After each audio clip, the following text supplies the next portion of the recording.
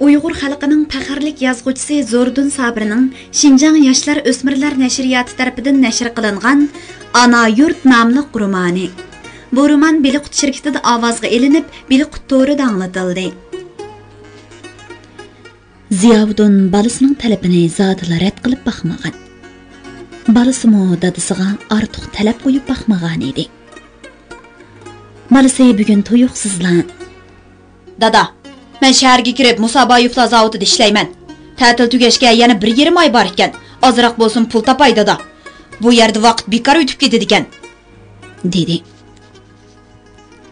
Dada o'g'lining 2 kundan buyon xiyolchan, g'amkin bo'lib qolganini sezgan. U mening 5 bolaning g'amida sadpor bo'lib yurganimga chidamabdi-da deb o'ylagan bo'lsa-mu, o'g'lining mundaq talab qo'yishini zodila xiyoliga keltirmagan edi.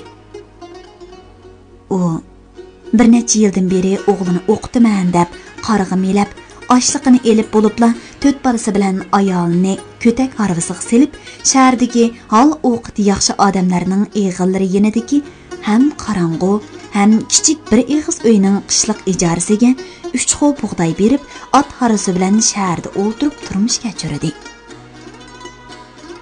Yezidagi kang ozoda uy bog'larini tashlab, xalqning hovlisida qo'rinib, ayminib yerda sap yurdi.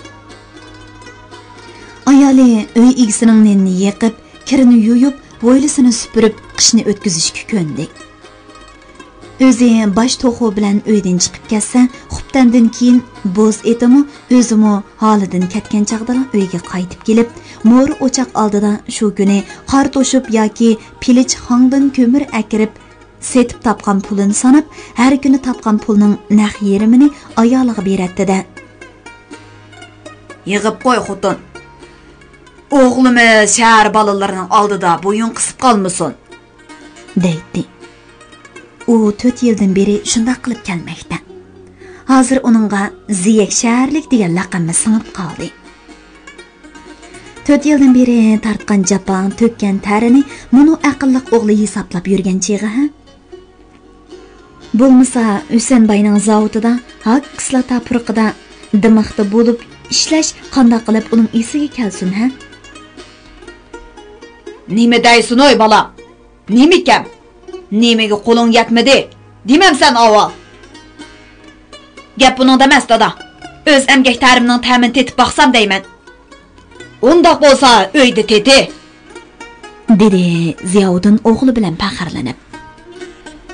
Atidan boshlab bedi bog'la.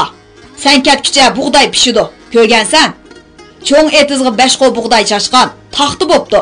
Har bosh, g'o'li qop-qora. Bir talma opxon, solu yo'q. Xudoyim buyursa, xo'ridan 10 xo'dan oshliq olamiz. 50 xo bug'doyning 15 xo'ri danga kassa, 15 xo'ri qoladi. Uruq uzuqqa 5 xo kassimi 20 xo'rini sotamiz. Balam, 3 xo yerning zig'irimi, 1 xo arpa, 2 xo sulumu yaxshi o'xshidi. Qaro tushkichi yig'ib bo'lamiz. Inillaring Baro bilan Daromu ishga yarab qoldi. Baro 4 o'rmichining beg'ini bog'lab, bir gung ishlay oladi. Kuniga 700 bog' cho'p bog'laydi ufkam. Daromu to'liqqa ot minalaydi, choy to'shi oladi. Bug'doyning buysini osh ikkisi o'tadi. Ot sug'urish, o'qir tozlash, otga cho'p selish, to'qog'i don chechish, ishqa osh etish, oshalarning ishi balam. Shuncha bog'ning qo'rini o'rib, 1700 qora yog'ochning shexini putab, 3000 bog'dak shox qo'ray qilib besivatdi. Uning hammasini opang bilan ishga inin qildi balam. Bu yil Xudoyim buyursa, 3-chining Amroning xatni to'yini qilib bo'libla shaharga ko'chib kirib ketamiz. Uyga Muxtarboyning qo'yisi xoma qozoqni o'ltirg'izib qo'yaman. Tinimsiz dada o'g'liga tag'arning og'zini ochqizib, oxirgi bir tag'ar bug'dini g'alvir bilan tag'arga qo'yg'ash yuqorqi uzun gapini oxirlashtirdi. Zokir apandim, Ziyovuddin, balangni o'qitdim. Men bundaq aqlliq bolani ko'rmagan. Bala o'qitqili 14 yil bo'pti. Bundaq o'tkir bolani uchratmadim degachga Apang ishkimiz qanchalik jafo tarsaqmi seni o'qitayli deyishgan balam. Qisinidigan yering bo'lsa, da, kuchim yetmas Muxtarbaymi qarab turmaydi. Biz bir tuqqanning balasigo, yaminiga kelsa dadamdan qolgan mush 80 qo'yarning 30 xo'rini atishliq baylarga sotaman. Bir xo'riga bir qo'y beringlar desam, hozirli 30 qo'yliq bo'libamiz. 30 qo'y kelar yili 30 qo'zi to'qsa, 20 ay bo'lsa-mu? Gap uningda emas, dada. Amisi nimada deymamsan? Japolik ish bilan cheniqay deyman. Japoning hamma sahroda tursa, shaharda nima qilatding? Siz xiproq. Zayyar bu yerda yo'q. Etizning ishi eg'ir bo'lgani bilan o'zi go'zal. Nagili qarsang bo'dini vit qilib turgan. Hamma yer gulchechak. Qara, zig'ir qicha tikanlarimi gul bu yerning. Bu yerda badaning charchagan bilan ruhing yashirib turdi, dada. Pa, qanday gap qilding ha, balam? Men Maqshi shaharda orvan bilan madikorchilik qilaman. Lekin xiyolim yezidi bo'ladi. Har kuni mush mahali tushimga kiradi. Avi o'stam, muni hozir. Chig'irtmoqliq, kurkirishib turgan paqila. Qizilgul arsiq o'saladigan bulbul tushimdan chiqmaydi. Ruh dedingmi? Rost, odamning jini yayrab ketadi. Dada, ma'qul degina, Husanbayning zavodida mening tunishtirim bor, ishlab baqay. Bu yerda zerikib qoldim. Og'inlarimning gaplarimi, qiliqlarim menga yoqmadi. Ziyoddin jim qoldi. Yozning ko'ngillik oqshomlari, sahra balalari talvilikda nimalarni qilmaydi. Yosh er-xotinlarning darizalarini marishayotgan, xalqning bog'lariga, qo'g'illiqlariga o'g'irlik tushayotgan gaplari jo'tehi. Muxtarbayning kechalari kimlarning uylariga sho'ng'ig'anligi. Uy egisi ayolning nozlari, erlar orasidagi oshni talashish, kundashlik jedallari, ayollarning o'stan bo'yidagi tillashlari, otlar, buqalar, itlar, xo'rozlar to'g'risidagi uzundan uzun talash tartishlar, hatto bu talashlardan paydo bo'ladigan mushlashishlar. Bu ishlarning qaysi biri o'g'lining datiga yoqsin? Nuri bekor bo'lsalar kitob o'qiydi, xiyol suradi. So'zlasa cho'ng-cho'ng, boshqalar bilmaydigan ishlarni so'zlaydi. Germanlarning nalargadir hujum qilganligi, Rossiyadagi ishlar, Koreydagi so'qishlar, Yaponlarning Jungoga besib kirganligi, Shangdobanning so'zlari, Sanmin Joyi, xoin qilingan baylar, yana odamlar tushunolmaydigan allanimalarni so'zlaydi. Ras, uning ichi pushdi. U shahardagi og'inlarni, apandilarni seg'indi. "Bo'pti, balam", dedi oxiri ko'ngilchak Ziyoddin o'g'lining xushal chiroyiga qaragan sari ichidan xushal bo'lib. "Andaq bo'lsa, men seni harv bilan shaharga kirib qo'yay. Bir harvi shoh qo'ray, 4 to'xu, 50-60 tuxum elib olsak, sen hajligidek pul chiqib qoladi. Men seni Hashim Tambirning uyiga akirib qo'yay. Bilasan-ku, meni og'inam. Uyi nag'irchida. Ha, heliqi Seriq Hashim shu." Lekin o'g'li xushal bo'lishning o'rniga jimib qoldi. Dada o'g'lining muhabbatdan o'zini qochirib, atay azob qaynimiga o'zini atmoqchi bo'layotganini na'dan bilsin. Ularning yeniga Ziyoddinning ishchan oqko'ngil ayoli chiqdi. Qora qumchoq, qosh ko'zi chiroyli, sal do'rday qalpukroq, inchki ikki o'rim chechini yilin bilan qotirib, qaliqa yog'liqini enki ostidan bog'lab olgan o'ruq yalang oyoq ayol o'g'li qarab zo'q bilan kulib, uning chiroyli ko'zlarining quyruqlarida qo'yuq, cho'nqur qo'riqlar paydo bo'ldi. "Balam Nurim, seni qishloqdamga tushib, tuqqanlarga ko'z tutib chiqay. Shangyo dadang, imom dadang, dadamning boy tuqqanlari seni ko'rib hayron qolsin. Bir chay qaynoqchilik yetib boramiz. Ukang imhonni apash qilib olaman. Qolganlarni agashmaydi. Hozirlamamiz balam." "Yo'q, apa, men kitob o'qiyman." "O'qib to'ymaydi ekansan, ha? Voy, opamning ko'ngli oya, bir maqtinib olay. Efendi oğlumni baylarning xotinlariga bir ko'z-ko'z qilib olay. Yur, gadankeşlik qilma saqam. Yo'q apa, bormayman. Dedi Nuri apsiga.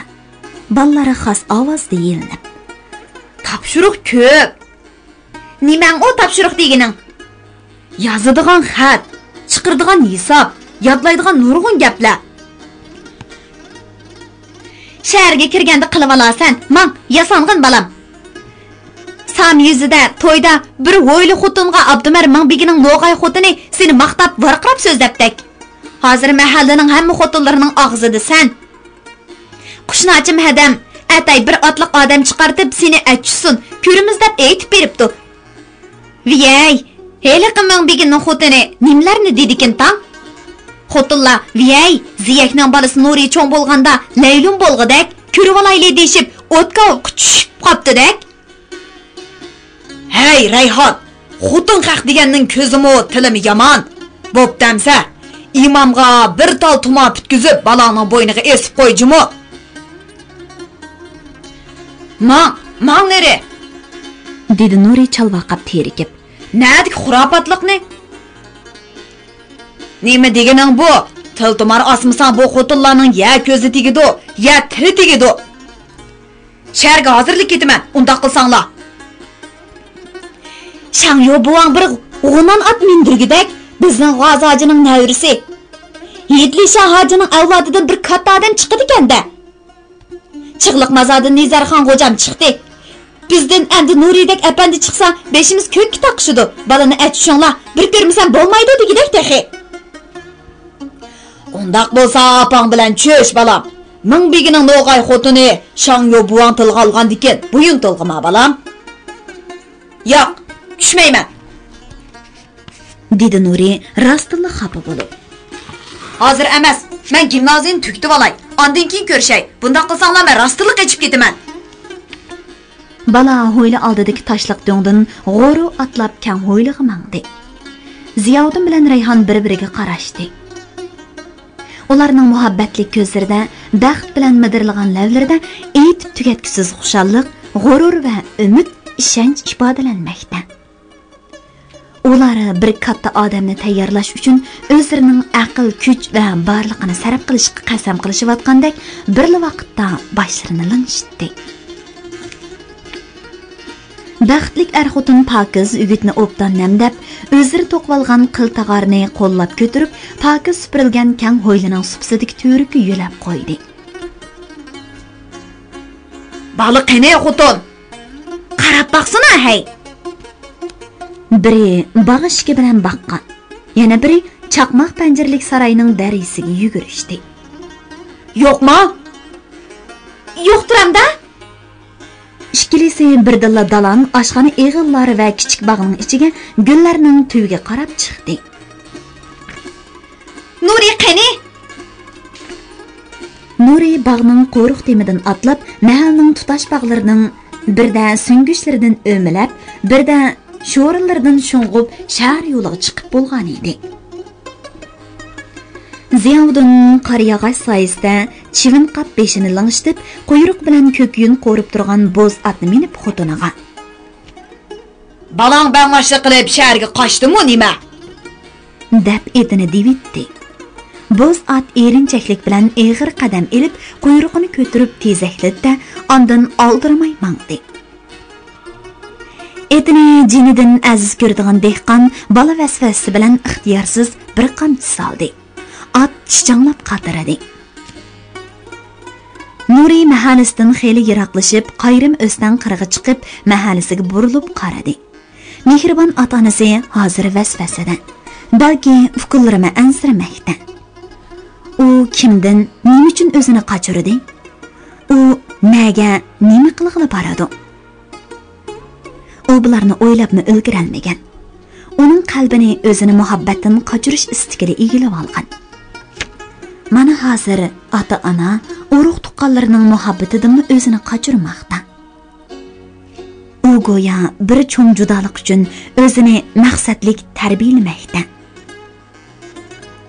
Yaqin kelgusida bo'ladigan bir katta azob-oqibat sinoqlari uchun o'zini cheniqtirmoqda. U go'yo bir cho'ng judolik uchun o'zini maqsadlik tarbiyalamoqda. Yaqin kelgusida bo'ladigan bir katta azob-oqibat sinoqlari uchun o'zini cheniqtirmoqda.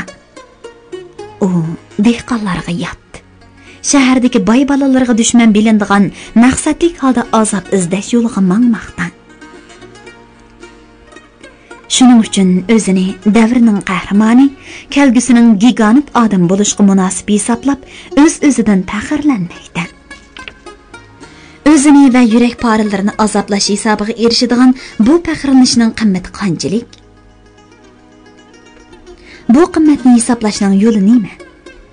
Әмділі 15 yaşqa kirgan Sovet kitoblarining yangi idea tarqatquchisi o'qituvchilarining ta'siri tufayli o'zi hayron qolgan Yevropa sarkardalarining izi bilan mengishqa o'zini beg'ishlagan Uyg'ur bolasining hozircha bu murakkab savollarga javobi yo'q edi.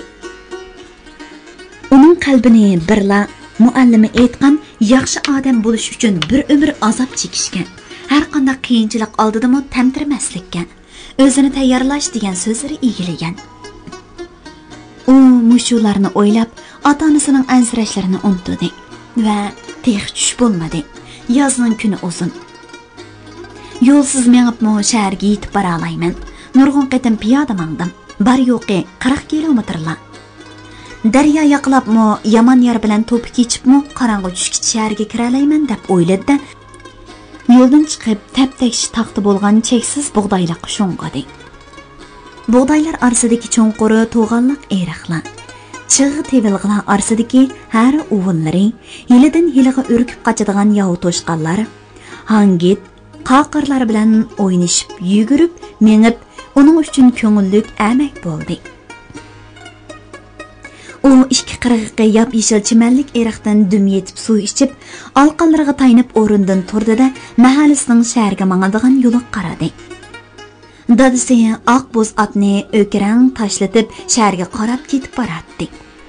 Dadisining o'ngan chiroyi, opasining yoshlari lig'irlab turgan ko'zlari, Sabihaning yurakka mangulik muhri bo'lib besilgan yoqutdek lavlari uning hissiyotchan qalbini chimildatib, xayol ekrandan o'tdi. Yo'q, men teri zavodining haqqislata purqiga etizning ishbor hidini tegishiman. Muhabbat lazzatini ruhiy azobga almashtiraman. Bilib turib shunday qilaman. Suvorov, Kutuzov, Lenin, Stalin, Maksim Gorkiy, Mayakovskiy, Pavel Korchagindek po'lat irodalik odam bo'lib yetishib chiqaman. Naq shu chaqda uning qapqini har chaqdi. U etishayotgan yerga loy suvidi, texmi etishdi. U tishini kirishtirib, yana chaqsin. 10-100 hari chaqsin. Voy desam, yigit emasman dedi va g'arbga o'zini turli sanoqlar bilan kutib turgan shaharga qarab, eriq ichi bilan yugurib ketdi. Ziyovuddin namoz digar bilan tang so'lishib, buq-bo'z etini salpaytib mahallaga yetib keldi. Mahallaga kirishi bilan o'stan yoqasidagi chimanlik to'plashgan xalq "Keldi, Ziyak keldi!" deb varqirashdi. U cho'chib etidan sakrab tushdi. Doim beshi og'rib yuradigan Rayhondan ansirab, "Nim bo'ldi, xaloy qo'y!" deb varqiradi. "Nim bo'ladi? Ma'o qashqoliq taranchilarning onasini qo'ydi!" dedi Muxtarboy ko'pchilikning o'ttirisida chimanlikda zo'ngzib o'tirgan usti yalang'och odamni ko'rsatib. "Bu Ziyak, mono kegizchining beshini chimg'i bir patrib boqqana." Bu yerda o'g'loq tartish, mashrab pira o'ynash, chelishish ko'ngillik o'yin. Mahallaning dangliq o'g'loqchilari, o'rmichillari, chelishchillari, naqshchi, usul, o'langchi, qiziqchillari bor. Ularning xo'jayinimi po'lab ko'ptirgichisi, himoya qilg'uchisimi mush Muxtarboy. Uning bir miqitin baygining beshi bo'la olmagan bo'lsa-mu, e'tiborlab boqadigan baygi otlari. Yurtmi-yurt o'rkirab yurib, dang chiqargan sayoq buqsi.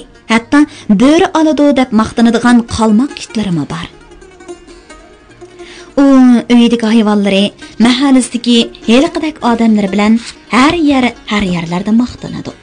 Hatto bir qatam Tohir yuzining shangyosi bilan kimning mahallasida qog'ijiqlik haqida so'qishmi qolgan. U qum arshanga har yili 5-oyning 5-kuniga ulgurtib, chelishchilarni tayyorlaydi. Yeni yerga tegmaganlarga paxlan, kigiz, chakman, piyma mukofotni beradi tehi. Mahalla g'ururi uning jini. Mahallasi uyatga qolsa, u azoblanib, o'ruqlab ketadi hatto. Shaziyak, ma'u qalmoqning buti hammani yiqitdi. Maydisiga likkida elib maydonni pirqiritib otilg'ini balonkan buning. O'zing jendimamsan, tugidi qo'y. Muxtarboy qapqara soqollari orasidan sadabdak tishlarini ko'rsatib, azob bilan yejib, shikoyat qilib, Ziyovuddinning etini o'z qo'li bilan oldi. Ondan uning beliga ko'k sargaz po'tisini bog'ladi va o'rnidan turgan to'luq teshidek uyul kelgan dehqon chelishchiga: "Sen bu o'nringni ko'rsat, ziyakmi shu? Chopitlamaysan, chirmoq urmaysan deb g'ingshima. Ko'zingga to'p chachmasala, putongni tortib etmasala bo'ldi. Qo'ppa qashqoli." dedi va ko'pchilikka qarab: "Ziyak tashlabasa bir qo'zili qo'y, qashqoliq tashlabasa taranch qilib olaman. Bir qo'y yer berman." deb varqiradi. Biri 10 putluq tag'ardek diqmoq, bo'yni yo'q, beshi g'iltang, qo'llari qisqa, 26-27 yoshlardagi qora burut qaran yigit. Yana biri egiz, qotong'ur, oq seriq 38 yoshlik odam maydonni aylanib, chatlarini kerib, mengib chelishga tushdi. Pakar hadab egizning potisi qo'l sunatdi. Egiz uni murisdan ishtirib yaqin keltirmaydi. Mahalla xalqi ikkiga bo'lingan. İmam xonim bilan Mira qozi boshliq qashqaliqlar bir taraf, Muxtarboy boshliq taranchilar bir taraf.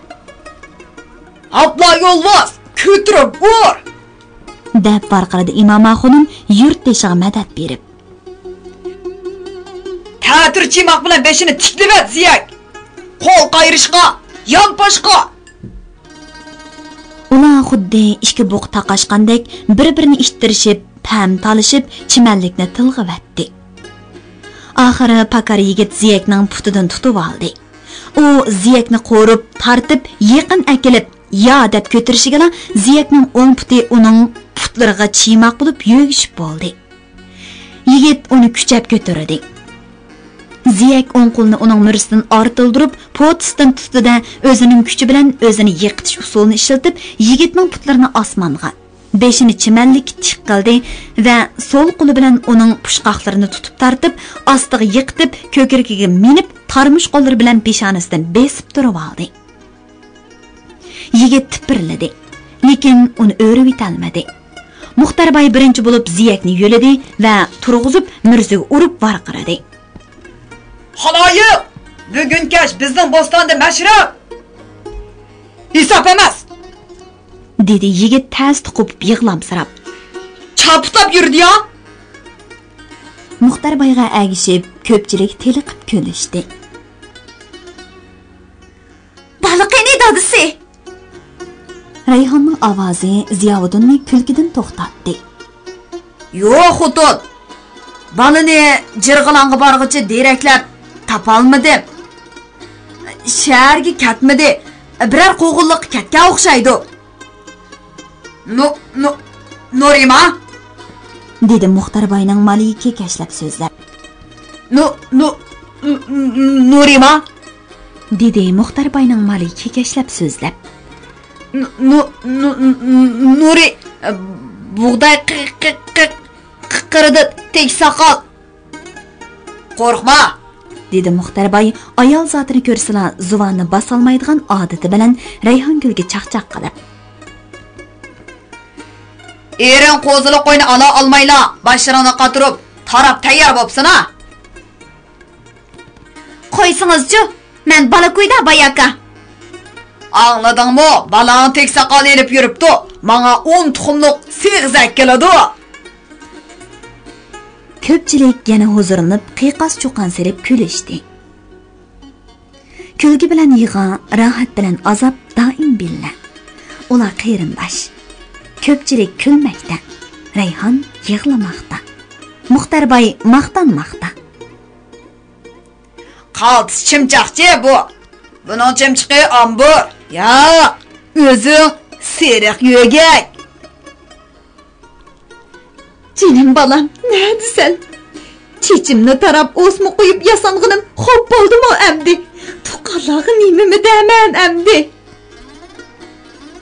Mana bu Rayhonning nolisi. Lekin uning nolisini kichik qizi Imhonamdan boshqa hech kim anglamaydi.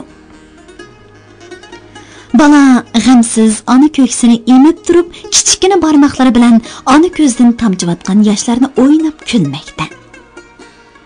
Balki o'g'li Nurimo hozir bir yerda g'amsiz onasini yig'latganlik uchun muni ukisidek, ashu dadisidek muzayni meni velib, cho'q deb divitib qaqoqlab kulayotgan kichik enisidek nalardadir kulayotgandi haqacan.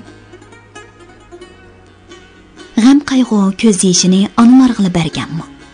Agar boy bolalar g'amsiz bo'lsa, Rayhongul g'amsiz yurgan bo'lmasmidi?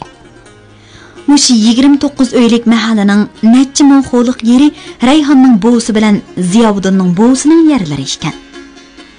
Erlar yer zamin setib, mushi mahallani bino qilg'icha mashrab, pira o'ynab, kunlarini kulki bilan o'tkazibdi.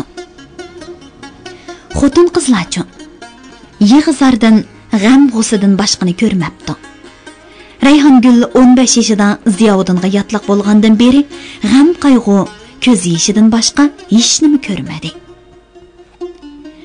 Yozicha erlar bilan tang etiz ishini qiladi. So'ramga ot minadi, cho'nak tortadi. Chig' o'rib bog'liq etadi. Bog'laydi. Xaminning oxirgi qushqavoqlari uyga to'shilib bo'lguncha har don ochliq, har bog' cho'ppida taqal to'pangacha Rayhon g'am qiladi. Mozayning ichi surib qolsa, uxlamay beshida o'ltirib tong atqizadi.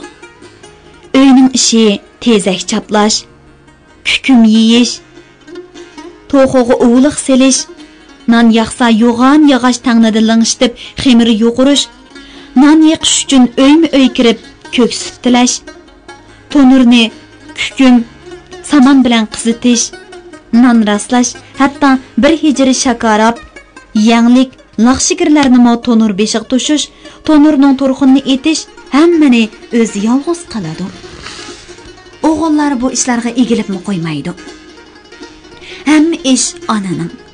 Uy ishimi, etiz ishimi onaning. Analar yig'lashqa, ajridan burun o'lib ketishga yaralgan. Erlar kulishga, bahramon o'ynashqa yaralgan. Ana bo'lmoqning ta'siri. Mana hozir Ziyovuddin mashrabda. Rayhon bolalarni uxultib qo'yib, onliq oyoqlarda yurgan o'g'lining g'amida yig'lamoqda. Uning ko'z yeshi qishloq tomning buloqlaridek to'xtamay oqmoqda. Uning beshi tarataning tosh ko'miridek qatqan. Ko'ziga uyqu kelmaydi. Yozning bu oydin kechasi uning uchun go'yo bir taysiz zindon. Bu zindon uning xiyollaridek qo'rqinchli. Kecha jimjit. Nalardan dori naqshanglanmoqda. Bu shahardan chiqayotgan harvikashmi, suv tutayotgan dehqonmi yoki puxadan chiqqan xotin parast burimi?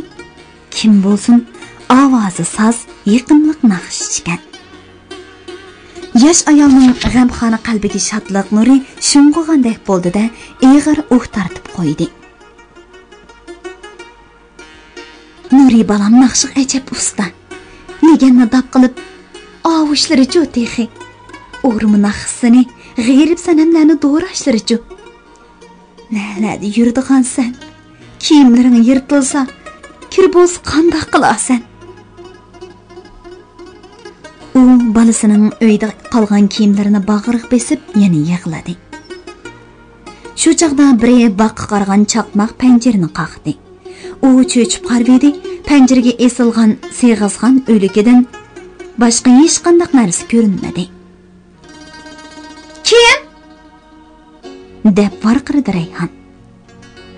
Mayarga chiq Rayhon, dedi tonish ovoz. Ering Ziyak Sulaymon Qashqaloqning uyiga shung'idi. Bilamsana, uning xotini Ziyakning o'ynishi. Bo'l, chiq. 4 bulung choy, qaliqa yog'liq akaldim. Beshingni ye ilohim o'ladigan qovon.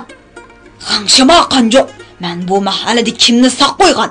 Gajlıq qılsan kirimen beka. Öl ilahim. Tuqqan bolğanın qani. Muxtar bay desa Ziyaudunun ağzıga bir kilisen. Öz qerindişinga peyrangni buzulsan da juhud.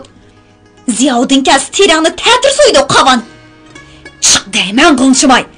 Ziya gazir Tunsaxon satangning terisini ta'tir so'yivatidi. Yo'qan. Abla deb qalma yana. Beshinga palti bilan salaman beka. Baya ko'zimga gul ko'rinding. Bo'lmasa men xotinkan bu. Nachsa hozir Muxtar boy qachon kelarkin deb to'nglik panjerdan yulduz sanab farqirab yotidi degan ha. Beshingni ye hayvon. Dedi Rayhon buquldab yig'lab. Yomonliqingdan kelinlaring buzuq, o'g'illaring buzuq.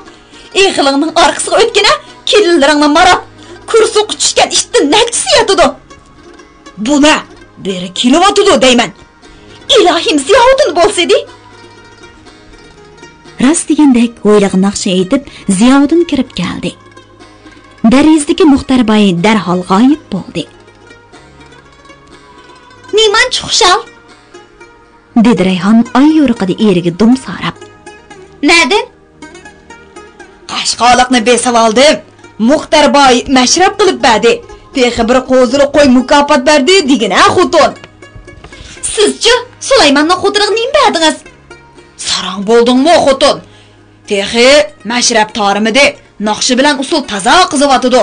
Men sen deb qaychib chiqdim. Ko'ngling yerim, ansirab tura olmadim. Nimaga naqsh aytsiz amsa? Biz saranchi xalq, darg'imo naqsh aytib boradigan sarang xalq, singib ketgan xo'yda bu xotin. Rayhon pixildab kuldi.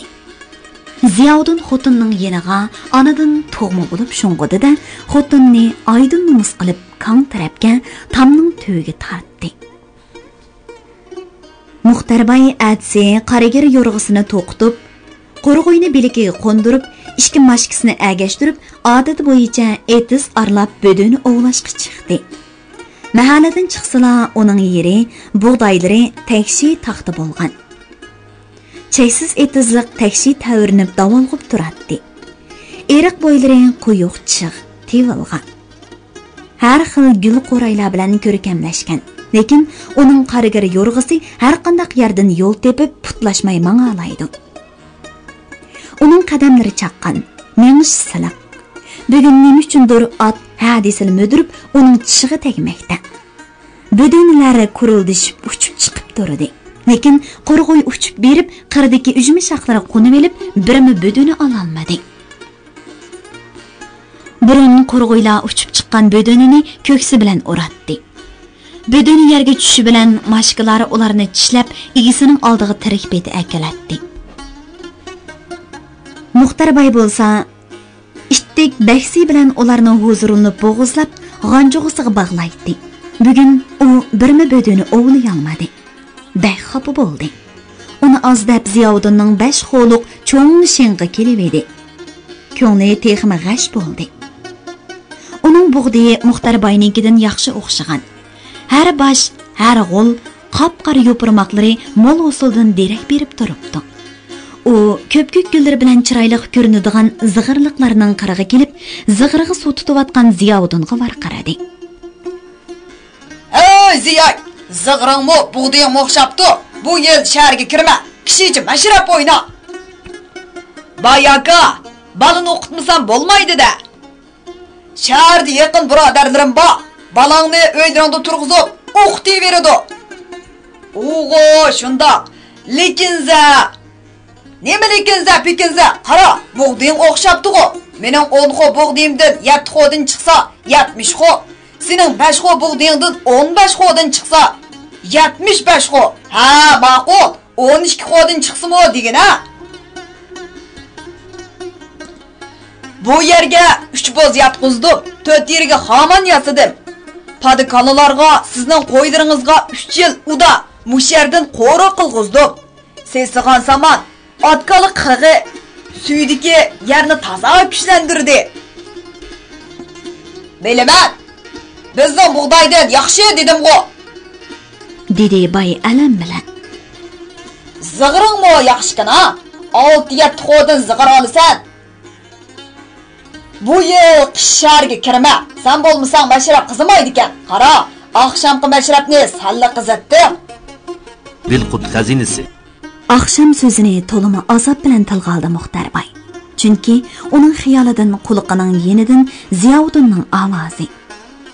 Rayhonning noz bilan aytgan "Botrum podshohim" degandek madhiyalari texicha neri ketmagan.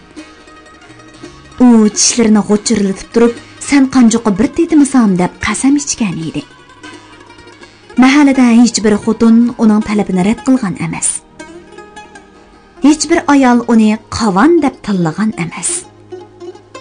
Rasvolacha uningga o'z erini ko'z-ko'z qilganmi emas. Muxtar boy bu intiqomni olmay qo'ymaydi. Uni bu yil shaharga kirgizmasida Rayhonga o'zini ko'rsatadi. Shaharga kirmasam bo'lmaydi, dedi Ziyovuddin tarsonlik bilan. Uyni sana beray. Qozoqlaring mal qishlatsin. Nurini o'qitaman aka. Jan kassimo bu balni puxodan chiqish o'qitaman. Ko'rib turmasa onasi chidamaydi ekan. Menmo shu. Ey Sarang, ma'qulda deyman. Bu yil munorasiyliklar bilan 100 begilik talishadigan gap. 1000 begilikni Abdumar Qashqaliq tartqizib qo'yib, Qosim Mirab, Sidir Shangyu, Musa Shangyu, Tursun 105larning 5i tushib ketdi. Tartib olmasak bo'lmaydi.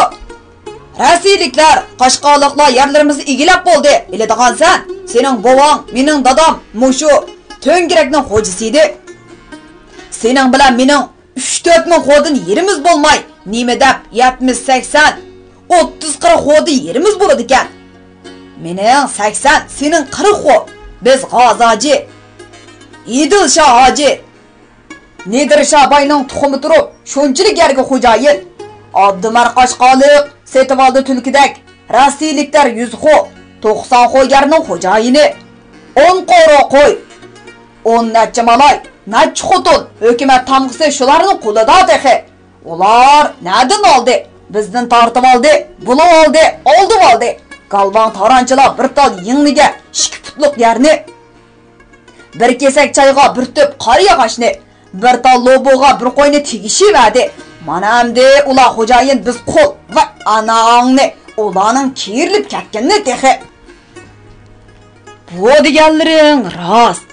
Bizning yerimiz bilan ko'kliganda ular. Qo'yib bersan xotin qizlaringni tartib oladi. Qashqaliq degan bir qor yog'och, bir tüppi bir yilda 1000 tüp bo'ladi. Rasiylik degining seriq yo'gak. Paydo bo'lsa hammaga chirmishidi. Ketma ziyak. Qishicha ular bilan yaqilishimiz dexe. Muxtar boy oxiri Ziyovuddinga heliqi bir qo'ziliq qo'ygan 2 paxlan qo'shib berishga va'da qildi. Uni shaharga bu yil ko'chib kirmasga ma'qul qildi. Muxtar boyning deyishicha, bu yil qish taranchi boylarining mashribini Muxtar boyning uyidan boshlamish. Muxtar boy malaylarni taqqa elib chiqib, tonish qozoqlarga qishliq qimiz uchun 3 biya tayyorlashni buyuribdi. To'l biydan birini, rasa semiz taydan birini qishliq so'qimga atapdik.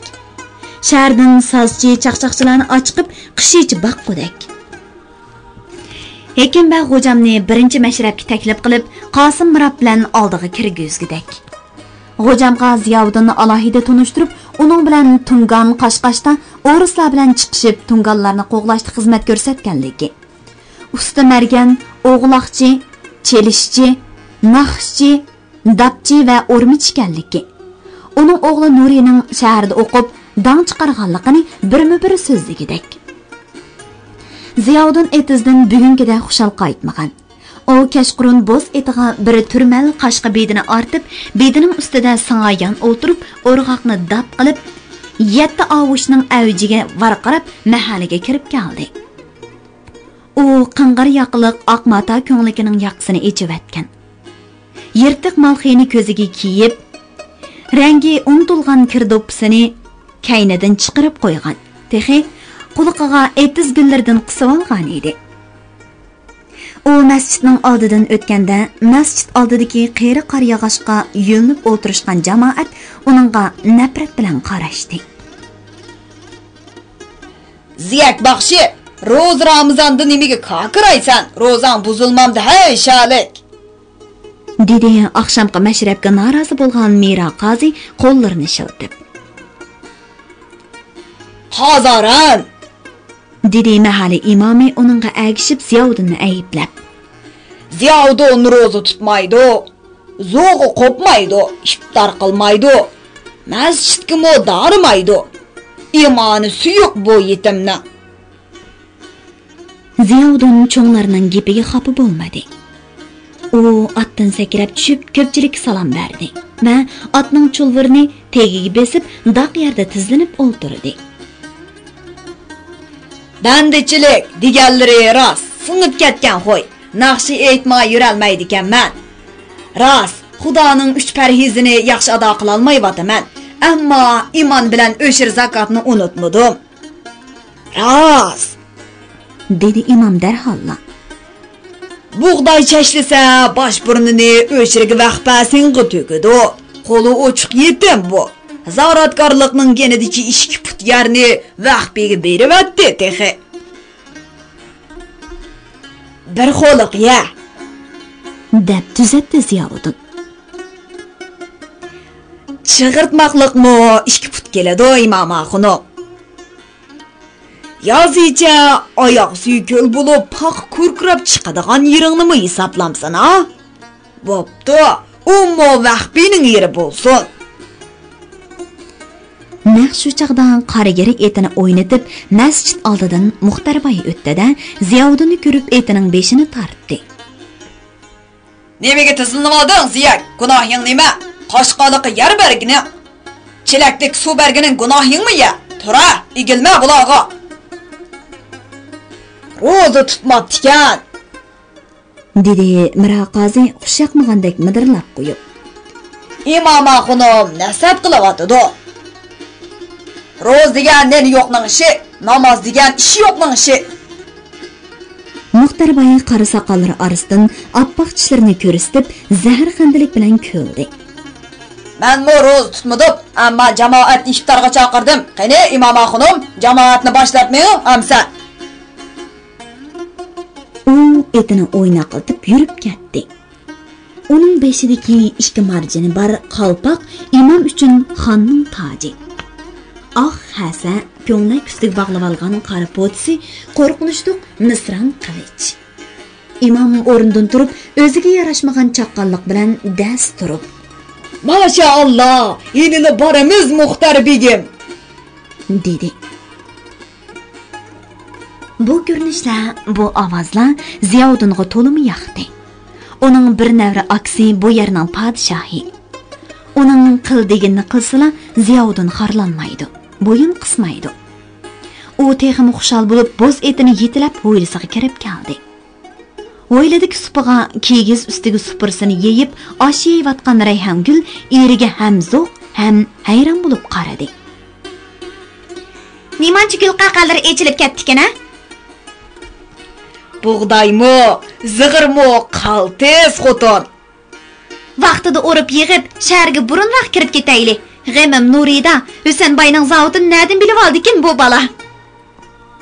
Rayhongul bir o'q tortib qo'yib, eshini no'g'ishqa turmanladi va uni abjil qatlab etib, "Bu yil qimmat bo'lsa-mo osh soy bo'yi, do'ng mahaldan cho'ngroq uy topayli. Qari do'ng, ko'k masjid Nuriga yiroqroq keladi. Maktabiga yaqinroq bir yerda o'ltirayli", dedi. Xotin, bu yil shaharga kirmaydigan bo'ldik. Demishqa endi. Muxtarboy akam Nurini shahardagi og'inlarnikiga o'rinlashtirib qo'ydigan bo'ldi. Yo'q. Haqning uyda bo'yni qisib yursinmi? Balamning qishi turmasam ko'nglim zoda tinchimaydi. Yaqin birodarlarim bor. Balangni o'ylar turg'izib o'qitaverdi deydi. Yo'q, dedi ayol birdilla ochiqlab. "Ko'chimiz dedim, ko'chimiz. Biz ko'zsak baro bilan dara o'qsiz qoladi xotin." "Nima? Turibli ularni o'qitadigan bo'lib qoldingiz? Ularni qishloqtamda o'qitayli. Opamlarnikiga opirib qo'yamiz.